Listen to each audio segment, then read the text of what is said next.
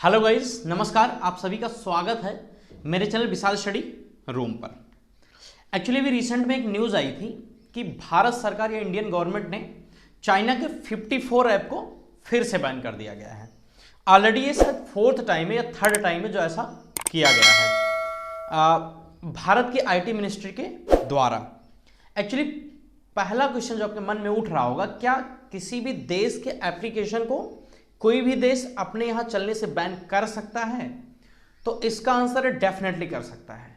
अगर बात उस देश की सोवरेनिटी या इंटीग्रिटी की हो तो डेफिनेटली वो हर उस चीज को रोक सकता है जिससे उससे देश में एक वायलेंस या कोई डेटा थेफ्ट का कोई ऐसी चीज जो डेफिनेटली उसके देश की इंटीग्रिटी को नुकसान पहुंचा रही हो, तो डेफिनेटली उस केस में उस एप्लीकेशन को या उस टेक्नोलॉजी को उस देश में परमानेंटली उसको बैन किया जा सकता है।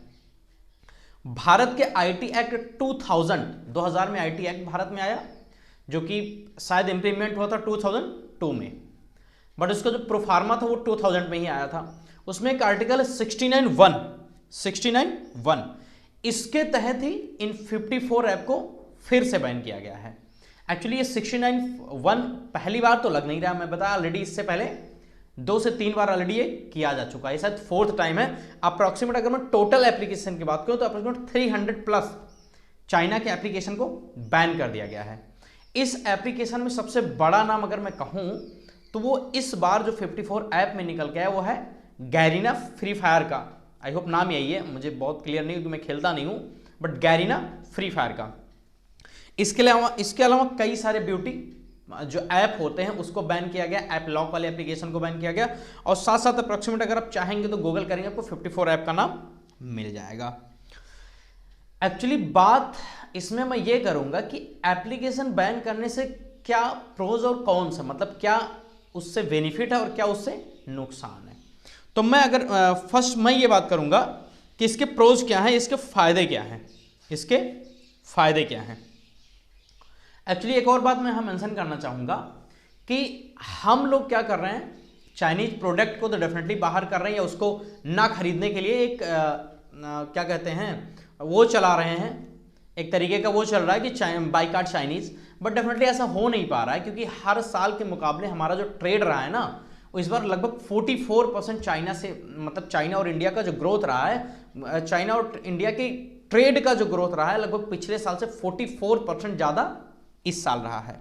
अगर मैं आंकड़ों की बात करूं तो 2019 में जो हम लोग का चाइना और इंडिया का ट्रेड रहा है वो था $56.8 बिलियन, और वहीं अगर 2020 की बात करूं तो कोविड की वजह से थोड़ा सा कम रहा, $45.9 बिलियन। वहीं 2021 की बात करूं तो अगेन हम 2018, 19, 20 को पीछे छोड़कर 69.4 बिलियन का हमने व्यापार किया है। और वहीं अगर टोटल व्यापार की बात करें तो अप्रॉक्सीमेट 125 बिलियन डॉलर से ज्यादा हम लोगों ने 125.7 बिलियन डॉलर का हम मतलब इंडिया और चाइना का व्यापार इस बार रहा है या ट्रेड रहा है ओवरऑल एक्सपोर्ट इंपोर्ट मिलाकर 125.7 बिलियन डॉलर। तो डेफिनेटली ये कम नहीं होता, ये बहुत ज्यादा है। तो कहीं ना कहीं हमारे ट्रेड बढ़ते जा रहे हैं, बट इसमें कोई कंसर्न वाली बात नहीं है। डेफिनेटली ये एक अच्छी बात है, इससे हमारी मार्केट ग्रोथ करेगी और कहीं ना कहीं हमारे जीडीपी को एक बूस्ट मिलेगा, हमारी इकोनॉमी कहीं ना कहीं मजबूत होगी, और जो हमारा एक सपना था 5 ट्रिलियन इकोनॉमी का, उसके तरफ हम कहीं ना कहीं आगे बढ़ रहे हैं। अब चलिए हम लोग ये बात करते हैं कि ये एप्लीकेशन को बैन किया गया, तो इस पे हालांकि चाइनीज गवर्नमेंट का भी इसमें स्टेटमेंट आया कि उन्होंने सिर्फ स्टेटमेंट इतना ही दिया कि भारत जो भी कर रहा है वो अच्छा नहीं है, बट इसमें कोई बहुत ज़्यादा वरी की बात नहीं है। मैं सिर्फ आपको इसके फायदे और नुकसान के बारे में बात करूंगा। अगर मैं इसके फायदे की बात करूं तो कुछ पॉइंट्स मैंने लिख के लाए हैं। फर्स्ट पॉइंट है कि इससे जो नेशनल इंटीग्रिटी है उसको फायदा होगा, और कहीं ना कहीं जो बॉर्डर पर हमारे फोर्स या सैनिक है उनमें कहीं ना कहीं एक मोरल बूस्ट का काम करेगा कि डेफिनेटली अगर चाइना और इंडिया में बॉर्डर क्लैशेस हो रही हैं तो उसमें भारत की जो इंटीग्रिटी की बात है, जहां से डेटा चोरी होने का एक मतलब हो सकता है, उसको रोका गया है। फर्स्ट पॉइंट हो गया। सेकंड पॉइंट की बात करूं तो यहाँ यूजर प्राइवेसी की बात है कि हमारी जो इंफॉर्मेशन है वो गलत हाथों में ना जाए। तो कहीं ना कहीं यहाँ के लोगों को या जो भी पब्लिक इस चीज को जान रहे होंगे कि हमारा डेटा चोरी होने से बहुत बड़ा नुकसान हो सकता है। आपको पता है कि अप्रॉक्सीमेट सबके इंफॉर्मेशन डार्क वेब पर अवेलेबल है इस समय, तो जितनी इंफॉर्मेशन हम बचा पाए वो हमारे लिए महत्वपूर्ण होगा। तो डेफिनेटली ये कह सकते हैं एक अच्छा कदम यूजर प्राइवेसी को लेकर है।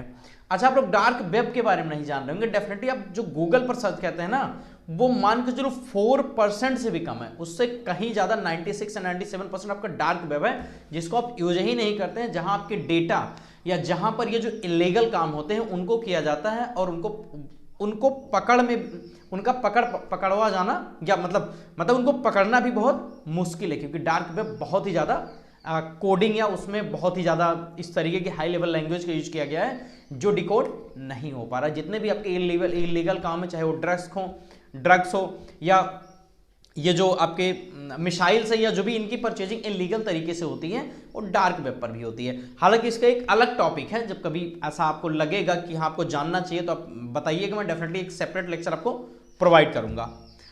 आपका फर्स्ट पॉइंट मैंने बताया कि इससे नेशनल इंटीग्रिटी को बढ़ावा मिलेगा। सेकंड पॉइंट यूजर जो प्राइवेसी है वो उसके लिए एक अच्छा बेहतर कदम माना जा सकता है।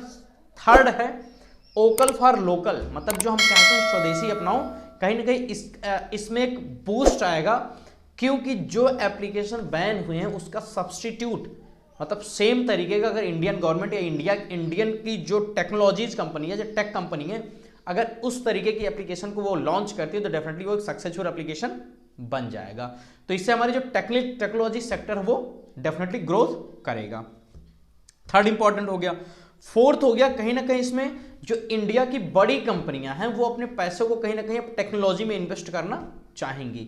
तो एक तरीके से है कि टेक्नोलॉजी इंडस्ट्री को बूस्ट मिलेगा और साथ साथ चाइना के अलावा, चाइना को छोड़कर, क्योंकि चाइना की बैन हुई तो चाइना तो इन्वेस्टमेंट टेक्नोलॉजी में करेगा नहीं, सोच समझ कर करेगा, बट उसके अलावा जो और बहुत सारी देश हैं वो कहीं ना कहीं इसमें इन्वेस्ट करेंगे, क्योंकि चाइना का एक बहुत बड़ा मार्केट अगर बाहर हो रहा है तो दूसरे देश वाले डेफिनेटली उसका फायदा कहीं ना कहीं उठाएंगे। तो ये मैंने 4 से 5 पॉइंट आपको बता दिया जो कि प्रोज के रूप में है, जो कि हमारे फायदे हो सकते हैं। अब यहाँ कॉन्स क्या है, मतलब नुकसान क्या हमारे, हम उसकी बात कर लेते हैं। फर्स्ट है कहीं ना कहीं इससे थोड़े से जॉब का लॉस हो रहा है। कुछ लोग जो सिर्फ इसी पर डिपेंड थे, मतलब जो भी एप्लीकेशन या इसी पर डिपेंड थे, टोटली उनका जो इनकम था इसी से था, कहीं ना कहीं वो अब अनएम्प्लॉयमेंट कैटेगरी में आएंगे। हालांकि बहुत ज़्यादा ऐसा है नहीं, बट डेफिनेटली कुछ ना कुछ तो है ही है। दूसरा, जो चाइना के लोग टेक्नोलॉजी में भारत के इन्वेस्ट कर रहे थे, वो कहीं ना कहीं उनका एक तरीके से उनके प्रति एक नेगेटिव पॉइंट जाएगा और डेफिनेटली इससे जो चाइना के लोग होंगे वो टेक्नोलॉजी में इन्वेस्ट करना नहीं चाहेंगे भारत में। क्यों? क्योंकि उनको लगेगा कि फाइनली आगे चलकर ये बैन कर देंगे और कहीं ना कहीं उन्हें रूल रेगुलेशन को बहुत अच्छे तरीके से पढ़ना पड़ेगा इन्वेस्टमेंट करने से पहले। थर्ड पॉइंट, जो एक क्रेडिबिलिटी है भारत की चाइना के प्रति, वो कहीं ना कहीं निगेटिव हो जाएगी, क्योंकि चाइना की जो एक पर्टिकुलर कंपनी ने इन्वेस्ट किया था, हमने उसको बैन कर दिया, तो कहीं ना कहीं जो हमारी क्रेडिबिलिटी है उस पर एक निगेटिव असर पड़ सकता है, ऐसा हम कह सकते हैं। हालांकि अब ये हमने मेरिट और डिमेरिट बता दिया, अब बात यहां करेंगे कि कंक्लूजन क्या है, मतलब क्या ये सही है कि गलत है। तो अगर मैं ये कहूं कि इसको बैन करने से जो और भी टेक कंपनियां हैं, टेक्नोलॉजी वाली कंपनियां हैं, वो कहीं ना कहीं सचेत हो जाएंगी और ऐसे कामों को करने से अपने आप को बचाएंगी। जो डेटा है वो किसी का डेटा स्टोर करना, चोरी करना, डेफिनेटली वो एक इलीगल चीज है और डेफिनेटली इससे यूजर जो प्राइवेसी है उसको बहुत बड़ा खतरा हो सकता है। और इस समय डेटा ही सबसे बड़ी चीज कहा जा सकता है इस दुनिया में। अगर कोई बहुत बड़ी चीज है इस समय तो डेटा है। किसी का डेटा अगर आपके पास है तो आप कुछ भी उससे करवा सकते हैं या कर सकते हैं। दूसरी चीज ये कहूंगा कि भारत में जो भारत के लोग कहीं ना कहीं टेक्नोलॉजी में अपना पैसा इन्वेस्ट करेंगे और हमारी मतलब जो वोकल फॉर लोकल का वो है, कहीं ना कहीं उनको एक मौका मिल गया है कि जब ऐसी एप्लीकेशन बाहर हुई तो उस टाइप की एप्लीकेशन को बनाने का या इस इंडस्ट्री में ग्रोथ करने का। तो इसके मेरिट डिमेरिट दोनों आई होप मैंने आपको बता दिए, आई होप आपको समझ आया होगा। हालांकि इन सब के बावजूद हमने ऑलरेडी आपको यह भी बताया कि जो भारत और चाइना का ट्रेड रहा है 125.8 डॉलर बिलियन रहा है, जो कि 44% ज्यादा है पिछले साल से। तो हमारे ट्रेड तो ऑलरेडी बढ़ रहे हैं, हालांकि जो भी हमारी क्लैशेस थी, बॉर्डर क्लैशेस या जो भी हुआ उसको छोड़कर। तो ये मैंने आपके सामने कुछ तथ्यात्मक जानकारी रखी है जो कि डेफिनेटली आपको समझ में आएगा कि हाँ ऐसी चीजें इसको बैन करने से हो सकती हैं। आई होप वीडियो आपको इन्फॉर्मेटिव लगा होगा। अगर वीडियो इन्फॉर्मेटिव तो प्लीज शेयर कीजिएगा अपने दोस्तों के साथ और सब्सक्राइब कीजिएगा चैनल ऐसी इन्फॉर्मेटिव वीडियो के लिए। Thank you guys, this is Vishal Srivastava signing out.